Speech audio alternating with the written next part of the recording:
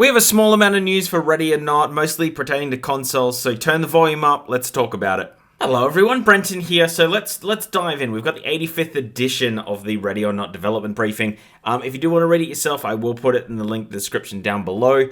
There isn't massive news, but maybe just a few questions they answered in a Q&A, a few little announcements that they've done, so I'm just going to unpack it all for you. Again, if you want to read it yourself, it's just down below.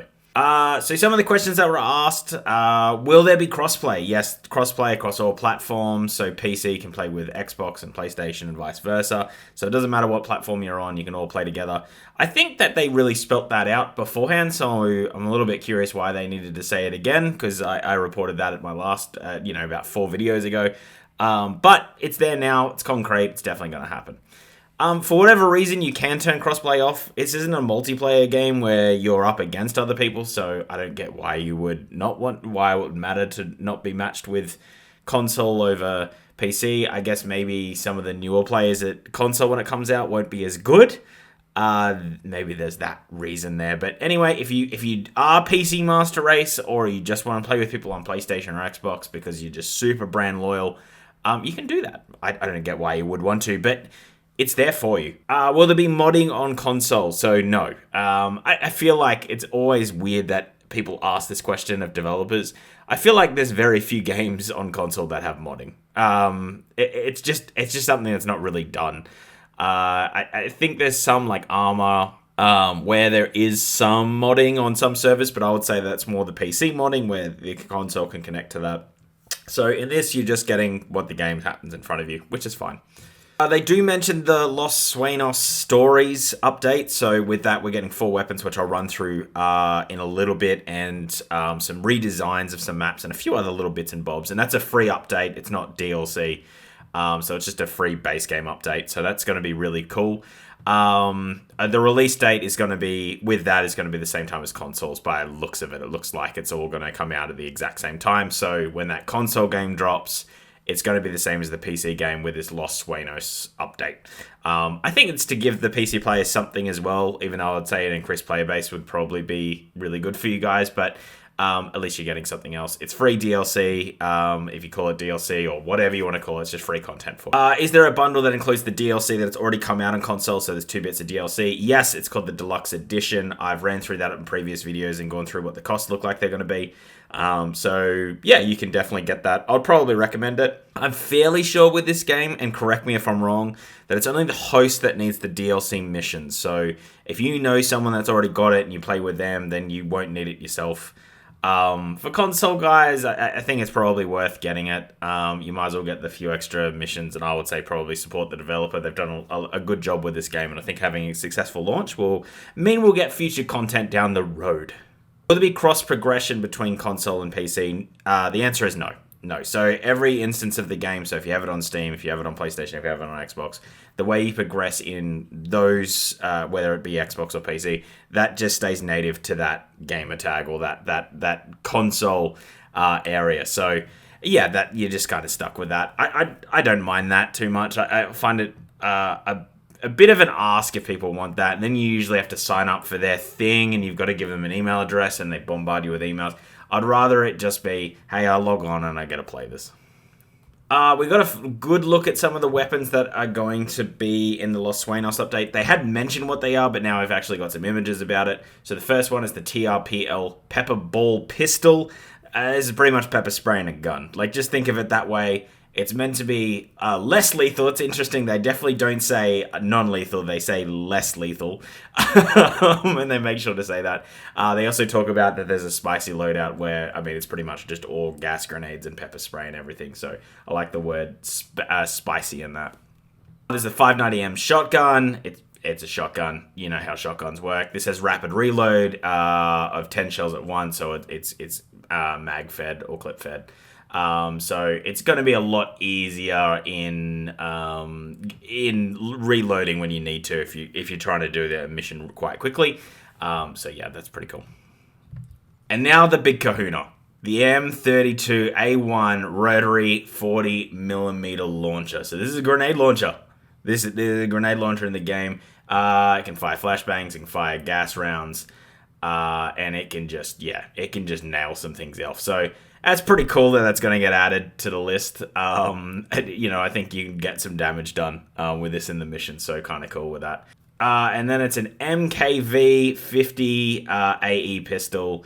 They keep mentioning that, no, it's not a Desert Eagle, but it's a big boy. It's a big kahuna. It fires a big round. It's going to be it's going to be fun to use. I'm expecting a good sound, a good oomph from this weapon. Last time I was in the States, I fired a few weapons and I really like the feel of a Beretta.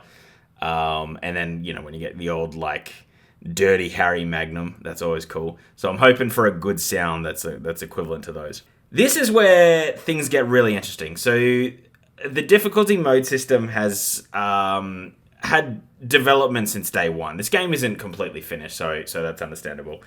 The big thing that they're doing now is, I think, trying to make standard a little bit more challenging in the sense that every time you load in, it's going to be very different. In some missions where there was some missions that you could pick and you kind of knew you weren't going to get a lot of lethal traps. That's going to change a lot now. And especially on hard difficulty, the philosophy is that the possibilities are just going to be endless. Every 2 gameplays aren't really going to be the same anymore. I think every mission, at least by what I've seen by my brother play, is there's a good saying that's history doesn't repeat itself, but it rhymes. And I think a lot of the missions kind of had that feel about it. That they didn't repeat themselves exactly, but there was kind of a flow to them. It looks like the hard difficulty is going to start to get a lot more unpredictable, and it looks like the AI are going to do things in much more intelligent ways. Sometimes you get less lethal traps, you get lethal traps, you'll get all sorts of other things that are going on. So I have a feeling that this game's about to get ramped up to a level that is going to be really intense if you want that hard difficulty, which is going to be really, really good, I think. When you think of longevity of the game, you're playing co-op with a lot of people, or the same people, and you're really starting to grind out these missions. I think going to hard and then really getting that intense play, I think this is going to give this game a lot of longevity down the road. So that's awesome. And there's a lot to do when it comes to YouTubers like myself that when they get their hands on this game when this comes out. So that's super exciting. And that's pretty much it. I don't think we're going to get much news from this game for about 2 weeks. They mentioned a few times that they're going to PAX East, which I think is the 8th of May it starts. So I can't imagine that there's going to be too much before then. There might be a big announcement there, maybe some sort of release date. They obviously still haven't confirmed a release date, still saying summer. My indication of that is mid to late July. I could be wrong in that because there's a lot of guesswork and joining the dots and connecting things. It's kind of like, when you go to a conspiracy theorist's house and there's just that yarn that's putting dots together that might not exist. That's pretty much what I've done. And I probably don't have all the information. So I'm going with that right now, that is my sort of prediction. But let's just say it's not based on fact. So definitely don't take that to the bank. Although if it does become true, I'm going to be like, I told everyone. And if it doesn't, then I'll just be like, oh, I told you. It was, I didn't know. I'm covering my bases here. So I just can't imagine we're going to get too much details. If you are going to PAX East, they'll be there, and they've got these special backpacks that look pretty cool. And if you do go see them, then I think you can get an LSPD badge from them. I'm not 100% sure, but there is some exclusive merch that they'll have on site at PAX East. So that's really cool. So I'll go see them if you're definitely heading into there. I will not be because I'm in Australia, and that's very far away and costs a lot of money. But I think we'll get some news from that with the game that might just have a bit more, that you can kind of sink your teeth into a little bit more. Not to say that this hasn't been a good amount of news for the game, but I just don't think we'll be talking about it for about 2 weeks. So that's it. That's the video. What do you think down below? Are you more excited for the game? Are you same excited for the game? I feel like I'm same excited for the game, but I've kind of been covering that whole Australia banned, not banned, rated thing. So I've inadvertently kind of become a bit of a reporter on this game, so why not keep going down? I'm very interested with it, and I can't wait for it to come out to console. The next week, we'll probably be talking a lot about Marathon. Arc Raiders is getting a playtest very soon. I'm really hoping I can get into that. That'll be fun. There's a few other bits and bobs with Delta Force and its console release as well, so there's a fair bit of news that we'll be able to get to. We'll have plenty of gameplay. I'll be streaming a bit from tomorrow, so we're looking pretty good. Anyway, I'm out. I'm going to the football tonight. It's on in Canberra. My team, the Western Bulldogs, playing GWS. I know that's going to age this video, but I don't care. I'm super excited for it. So I need to go get ready. I need to edit this video, get it up, and head out. So I'm out.